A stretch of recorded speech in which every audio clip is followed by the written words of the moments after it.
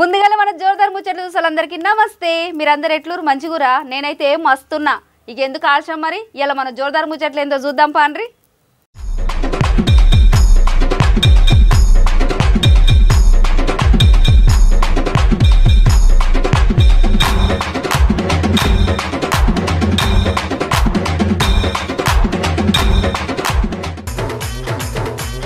అమ్మాయికి పెళ్లి వయసు పెంచుతున్న కేంద్రం, ఈ చర్చపై భిన్నాభిప్రాయాలు చెబుతున్న జనం.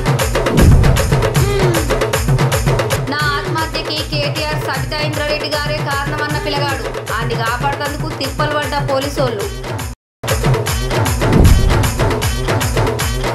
షూటర్ పానం షూట్ అయిపోయింది.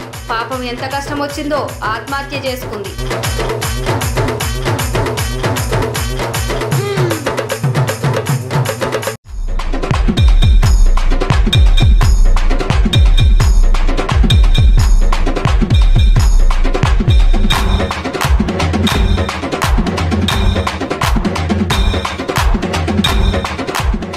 ఇక ఇంతకు మునుపు ఆడపిల్లలకు పెళ్ళిళ్ళు చేయాలంటే కనీసం లేదన్నా 18 సంవత్సరాలు ఉండాలి అనేటోళ్ళు. ఇక వెనకటనైతే చిన్న చిన్న పిల్లలకే పెళ్లి చేసేటోళ్ళు. ఇప్పుడు జనరేషన్ మారింది కాబట్టి అందరు చదువుకున్న వాళ్ళు ఉంటారు కాబట్టి 18 సంవత్సరాలు నిండిన తర్వాతనే పెళ్లి ఆలోచన చేస్తారు. అది మంచిగానే ఉంది. కానీ ఇప్పుడు కేంద్ర ప్రభుత్వం అంట 18 నుంచి 21 సంవత్సరాలు పెంచే ఆలోచనలు ఉందంట. ఇక గదైతే ఇంకా మంచి ముచ్చట గదుల్లా. కానీ ఈ ఆడత బయటికి రాగానే కొందరు జనాలు దానిపైన భిన్నాభిప్రాయం చెబుతారంట. ఇంకా 21 వయసులో పెళ్లిళ్ళకి చేస్తే తొందరగా చేస్తే ఏమైతే చెప్పురు, ఆడపిల్లలకు తొందరగా పిల్లలు పుట్టి ఉద్యోగ అవకాశాలు తక్కువైపోయి జీవితంలో ఎదిగే అవకాశాలు కూడా తక్కువైతాయని కేంద్రం ఆలోచిస్తుందంట. అందుకే 21 సంవత్సరాలు పెంచుతుంది. ఇక దానివల్ల కొందరేం మంచిగా ఉంటుందని, ఇంకొందరేం 21 సంవత్సరాల చాలా ఎక్కువ అవుతుందని కొందరు. ఇక దానిపైన కథ నడుస్తుందంట. చూద్దామా మరి మనం. ఇగో గిడ చూడురు, ఒక పిల్లగాడు పాపం ఇంటర్లో ఫెయిల్ అయినని మనస్తాపానికి గురై అంట ట్విట్టర్లో నేను చచ్చిపోతున్నా, నా సూసైడ్కి కారణం గా సబితా ఇంద్రారెడ్డి మేడం, గా కేటీఆర్ సార్ అని రాసి పోస్ట్ చేసిండంటుల్లా.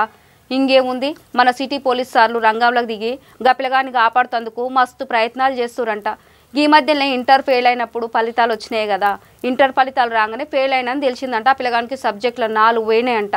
పాపం గణేష్ అనే పిల్లగాడు 4 సబ్జెక్టులు ఫెయిల్ అయినందుకు మరి మనసులో ఏం బాధ పెట్టుకుండో ఏమో కానీ, మరి ఆ పిల్లగాడు మంచిగా రాయకుండా వచ్చిన పరీక్ష రాసునో ఏమో కానీ వీళ్ళు అప్పుడు అన్నారంటగా ఒక మాట, ఏం రాసినా సరే మేము పాస్ చేస్తాం అన్నారంట. గజ్జి ఎప్పుడు కూడా తప్పుడే కదా మళ్ళీ.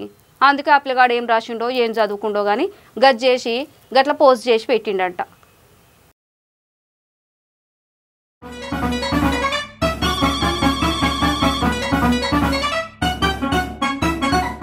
అరే గీడేంది ఇయ్యాలా, గా ఒంటింట్లో పోయి గా గిన్నెలన్నీ చదువుతుండు. గిన్నెలు చూసుకో, ఏం లేవు, అన్నీ మాడగొట్టిపోయింది. ఎప్పుడు చూడు ఆ ఎల్లిగడ్డ కారము పచ్చి పులుసు వండి పాడవుతుంది. గిన్నెలు పాడుగాను ఒక్కటి లేదు. ఇందులో ఏమన్నా ఉన్నదా? కారమే పాడుగాను, పచ్చి పులుసు కారము గివే వండిపోతుంది. ఎందుకు వండుతుంది కూడా అర్థం కాదు. కొన్ని సార్లు అవుతాయి, నాకే బీఫ్లు అవుతాయి పచ్చి పులుసు. బతుకుల మన ఏ రోజు సుఖంగా తిన్న రోజు లేదు. ఓరు వారి ఏందిరా గా గిన్నెలన్నీ గట్ల తీసి చూస్తున్నావు? గా అన్నీ నేను మూతలు పెట్టి మంచిగా చదువుకొని వచ్చినా.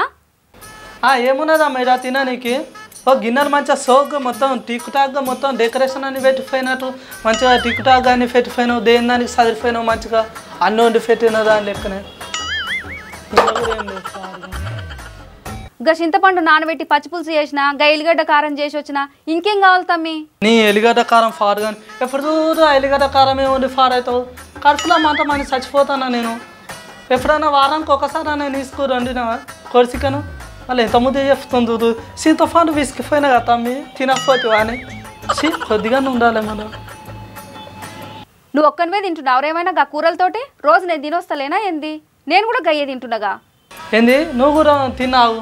నువ్వు తినుడు కాదు, ఒకసారి నువ్వు వండిన పచ్చి పులుసు ఎల్లిగడ్డ కారం నువ్వు తినిస్తుడు ఒకసారి, అప్పుడు అర్థమవుతుంది నా బాధ ఏందో, నా కడుపుల బాధ. ఎంత ముద్ద చెప్తుంది చూడు. మళ్ళీ ఆగమాగం వండిపోతుంది, ఏం వండిందో నీకే క్లారిటీ లేదు. మళ్ళీ నన్ను ఎంత ముద్దు కడుగుతుంది. నేను కూడా తిన్నా కదా తమ్మి అని. బతుకుల మనవాడ ఏ రోజు సుఖంగా తిన్న రోజు లేదు. ఈ గిన్నెలు ఎందుకు పెడతారో అర్థం కాదు. టిక్ టాక్ సోక్ టాక్ పెట్టుకొని వచ్చే ఫేటోళ్ళు రియల్గానే అనుకుంటారు, ఓ అమ్మ గిన్నెలు ఎంతగానో ఉన్నాయి ఎంతమంది ఏందా అని. అదేందిరా గట్ల అంటావు? నేను ఎంత ఆగమాగంలో వచ్చినా కూడా రోజు నీకు వండి పెట్టే వస్తా కదా తమ్మి. నీకేమైనా వండకుండా వస్తున్నారా నేను? నువ్వు తింటేనే నాకు కడుపు నింతదిరా.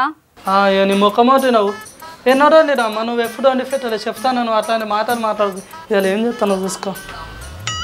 ఈ బేసన పట్టుకొని మంది ఇంట్లో పంటి మొత్తం తిరిగి అడుక్కుంటా చూసుకో. అప్పుడు ఒక్క కూర ఏంది 5 రకాల కూరలు తింటాయి ఇక చూసుకో. ఆ పక్కింటి ఫార్మేషన్నో లేకపోతే ఇంటి ముందర సుగునక్కనో ఇట్లా అడుగుతా చూసుకో. అవో పెద్దమ్మ ఎట్లా పోతుందా సుజాత, ఓ సుజాత పెద్దమ్మ ఏమన్నా ఉండి అరయ్యాల ఇంటి కదా. ఓ అమ్మో పిలవంగానే చూసుకో తలుపులు వేసుకుంటుంది. ఫీస్ మొక్క ఉంది ఎప్పుడన్నా నీ స్కూల్ వండితే కథం తలుపులే వేస్తుంది. దర్వాజాల నుంచి వాసన కూడా బయటకు రాకుండా చూసుకుంటుంది. ఎంత తెలివి కలదో పెద్దమ్మ అయితే. చూసినా నీ లెక్కనే అందరు ఫీజు సుగునక్క పోతుందా. సుగునా ఓక్క ఏమన్నా ఉన్నదా అర కూర ఎయిరా ఉంటే ఏమన్నా మా ఎక్క ఉండలేరా ప్లీజ్. నా ముఖం చూసాను ఇంత ఎయిరా కూర ఇగో ఉత్త చేతులతో వచ్చిండ్రా చూసుకో. ఏవా చూసుకో ఒక్కరు కూడా వేసి పాడైతలేరు ఇలా చూసుకో. మందిర్లో ఫోన్ అన్నీ తిరుగుతా చూసుకో. ఓరి పోరగా ఏందిరా మన ఇజ్జత్ తీస్తావు గట్లా అడుకొచ్చుకుంటే మన ఇజ్జత్ పోతుందిరా. ఇంట్లో ఉన్నదో లేదో దీన్ని సప్పుడుగా అంటూ ఉండాలి. నువ్వు చెప్పిన ముచ్చట్లా అని నీకు నేనేం పక్కింటి పర్మిషన్ అని కదా చెప్తున్నా. ముచ్చట పెట్టగానే ముచ్చట పెట్టుకుంటా ఉంటాడు నీతో.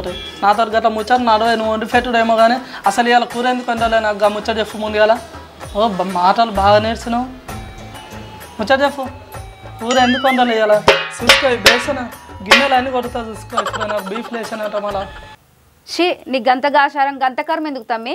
నువ్వు నాకు ఎట్లా అడుకొచ్చుకొని తింటావురా? నేనున్నగా నీకు నేను 7 నుంచి అయినా తెచ్చి వండి పెడతా. అమ్మా ఎంత ముద్దుగా మాట్లాడుతుంది చూసుకో. నువ్వు కూర వండని ముచ్చట ఇవాళ బజార్లో అందరు చెప్పి నీ ఇజ్జత్ తీస్తా చూసుకో. ఈ స్టూడియోలో కూర్చొని ఏసీలో కూర్చొని ఎంత ముద్దు చెప్తుంది ఎంత ముద్దుగా మాట్లాడుతుంది. నాకు బీఫ్ లేసింది అనుకో ఇదే బేసనతో నీ మూతి ఫండ్లు ఇరగొడతా చూసుకో. అప్పుడు నీ మూతి వంకర అవుతుంది బేసన కూడా వంకర అవుతుంది. అరే ఏందిరా నీ బాధ అసలు? ఇవాళ నువ్వు ఆడతలు పట్టుకొని రారా ముచ్చట్లు తేరా అంటే గా ఒంటింట్లో పోయి ఆడదాని లెక్క గిన్నెలన్నీ తీసి చూస్తున్నావు గా గిన్నెలన్నీ చదువుతున్నావు. అసలు ఏం చేస్తున్నావురా నువ్వు? ఇప్పుడు కూర వండుడు ముచ్చట కాదమ్మా ముందుగా ఒక ముచ్చట చెప్పు. నేను 1 కేజీ చింతపండు తెచ్చిన సరేలే అప్పుడప్పుడు పచ్చి పులుసు పెడతావు కావచ్చు అని కథ. ఓ బిడ్డో వారానికి పచ్చి పులుసు వండి పాడాను. అది ఏం తినబుద్ధి పాడైతే లేదు. ఉప్పు కారం లేదు సేదు లేదు ఏమి లేదు. నీ బీఫ్ లేస్తుంది నాకు ఈ కూరలతో లైఫ్ పాడవుతుంది కదా నీతోటి. వామ్మో ఇటు చూడు అసలు ఎన్నెన్ని మాటలు అంటున్నాను. ఒక్కరోజు కూర ఉండకపోతే గింత బదనాం చేస్తుండు చూడు నన్ను అందరితో చెప్పిడు. ఇప్పుడు నువ్వు ఆ ఒక్కరోజు కూరగాయలు ఎట్లా కొనాలో నేను ఇకమాత చెప్తావు నీకు. ఇప్పుడు నువ్వు రోజు వేసుకుంటావుగా ఆ కిలో 800 రూపాయలు పెట్టి ఆ పౌడర్ ఉంటుంది. ఆ 300 రూపాయలు పెట్టి అదేదో లీఫ్ టిక్ పెట్టుకుంటుంది. మళ్ళీ ఇంకా 500 రూపాయలు పెట్టి అదేదో ఎర్రగా ఉంటుంది. అది పెట్టుకోగానే నీ ముఖమే మారిపోతుంది. గట్లా కిలోలు మేకప్లు పెట్టుకునే బదులు గా కూరగాయలు తెచ్చి 2 పచ్చిమిరపకాయలు టమాటాలు వేసి వండుతా కదా కమ్మగా కడుపు నిండా తినొచ్చు. ఈ ఫిల్బుగ్గ మొక్కన్నా ఏదో చేయమాట ఏదో చేస్తాం.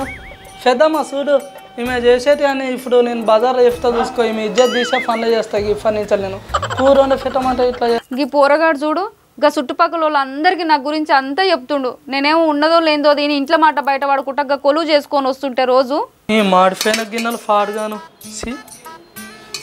చూసుకో. మాడిపోయిన వాసన ఇంకా వస్తుంది. అత్తరబుత్త గడిపోయినట్టును చూసుకో. మరి ఇప్పటి నుంచి నేను అట్లనే చెప్తా చూసుకో అందరికీ. నేను ఇప్పటి నుంచి నీ ఇజ్జత్ తీసే పనులు చేస్తా. అప్పుడే నువ్వు చక్కగా అయిపోతావు. స్టూడియోలో కూర్చొని ముచ్చట చెప్పినంత ఈజీగా చెప్తున్నావు. ఇంకోసారి కూర వండు ఫాస్ట్. నువ్వు మస్తు ఆకు లైఫ్ ఆడవుతుంది. ఆయితారం తిన్న నీసుకూర మళ్ళీ ఇప్పటిదాకా గదే ఎల్లిగడ్డ కారం కాదు తమ్మి. కూరగాయలు మస్తు పిరమైనాయి కదా అందుకే తీసుకురాలే. జరగ్గియాలు ఒక్క పూట ఎట్లన్నా తినరా గట్ల కోపం కాకు నువ్వు. అట్లయితే ఇక నువ్వు ఈ powder fans powder leaf tick గదేదో గవి గాజులు కమ్మలు పెడతావు కమ్మల బూటలు ఇవన్నిటికీ పైసలు పెట్టే బదులు ఒకసారి కూరగాయలు కొనుక్కరావచ్చుగా. ఆ పైసలు ఏదో కూరగాయలు పెట్టు. వారమేంది నెల మొత్తం వస్తాయి మనకు. అప్పుడు కడుపు నిండా నేను బువ్వ తినొచ్చు. గట్ల 2-5 చేయను. ఈ పైసలన్నీ లీఫ్ టిక్లో పెట్టి ఆ ఉన్న మూతిని మొత్తం ఖరాబ్ చేసుకుంటావు. ఇక ఇవాళ నువ్వు గట్ల కోపం కాకరా ఓకీలు. ఇవాళ ఎట్లనైనా సరే నేను కూరగాయలు తెచ్చి నీకు ఇవాళ రాత్రి వరకు కమ్మ వండి పెడతా సరేనా? కూడా సగం దోమి సగం దోమలే. ఫీస్ మొక్కంది ఓ ఫీస్ మొక్కం దానా నేను చెప్పేది ముందుగా లేను. ఆ ఆఫీస్లో కరీమనో చెప్తా ఫోన్ చేసి ఆయన 100 రూపాయలు ఇస్తాడు. ఆ 100 రూపాయలకి ఎన్ని కూరగాయలు వస్తా అంత మందం పట్టుకొని రా. కనీసం అట్లా వండి పాడైతే వచ్చినాక ఏమంటున్నా? ఒరే వకీల్గా నేను ఎప్పుడన్నా బయట తింటానారా?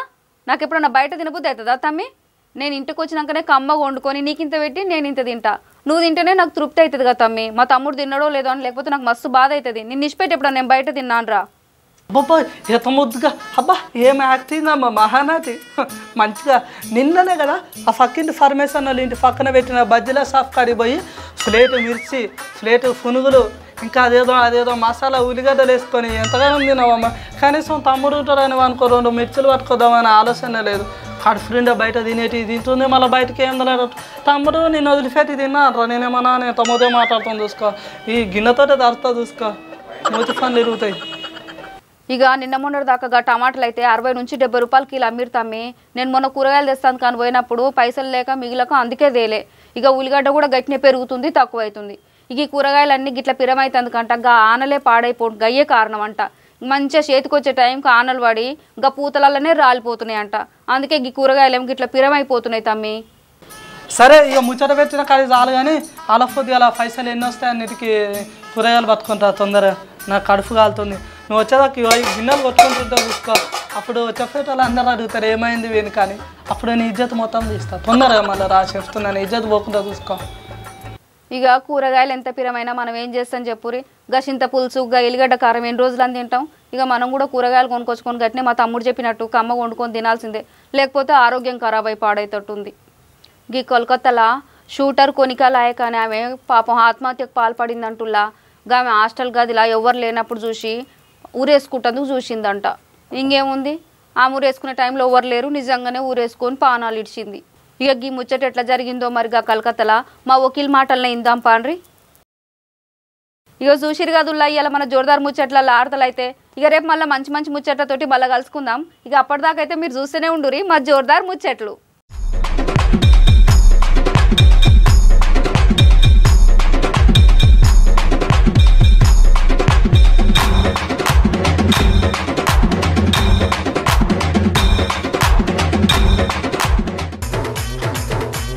అమ్మాయికి పెళ్లి వయసు పెంచుతున్న కేంద్రం, ఈ చర్చపై భిన్నాభిప్రాయాలు చెబుతున్న జనం. నా ఆత్మహత్యకి కేటీఆర్ సబితా ఇంద్రారెడ్డి గారే కారణమన్న పిల్లగాడు. ఆయన్ని కాపాడుతందుకు తిప్పలు పడ్డ పోలీసోళ్ళు. షూటర్ పానం షూట్ అయిపోయింది. పాపం ఎంత కష్టం వచ్చిందో ఆత్మహత్య చేసుకుంది.